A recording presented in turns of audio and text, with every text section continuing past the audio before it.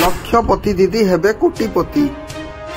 बिना सुधरे मिलिबो 10 लाख टंका ऋण।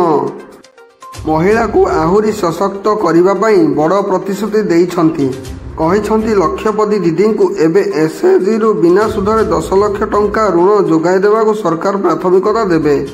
किभली लक्षपति दीदी को कोटिपति दीदी कराजिबो से नहीं सरकार गुरुत्व देउछंती। सुभद्रा योजनार हिताधिकारी को आज पुणी बड़ आशा देइछंती उपमुख्यमंत्री। सेमाने आहुरी केमिति आर्थिक दृष्टि समृद्ध हेबे सेथिपाई बिना सुधरे एसएचजी ऋण जोगाई देवाको प्रतिश्रुति देइछंती। सुभद्रा योजनार तृतीय किस्ती टंका देवा पूर्वरु हिताधिकारी सह कथा होइछंती उपमुख्यमंत्री प्रभाती परिडा। लोकसेवा भवन में आयोजित महिला और शिशु विकास सम्मेलन कक्ष आयोजित आभासी माध्यम जोड़ी होई हिताधिकारी सीधा सड़क कथा होइछंती। सुभद्रा टंकारे कौन करिछंती से नहीं चिठी लेखि जणाइबाकू कहिछंती एवं सफल बिजनेस मॉडल वेबसाइट रे स्थानित कराजिबो।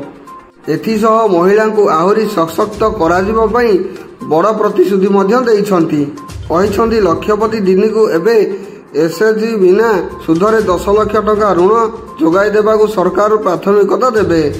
किभली वर्षकर लक्षपति दीदी को कोटिपति दीदी कराजिबा नहीं सरकार गुरुत्व देउछंती। सरकार सुभद्रार तृतीय किस्ती टंका देवा पूर्वरु पाइथिबा टंकार तथ्य नेउछंती।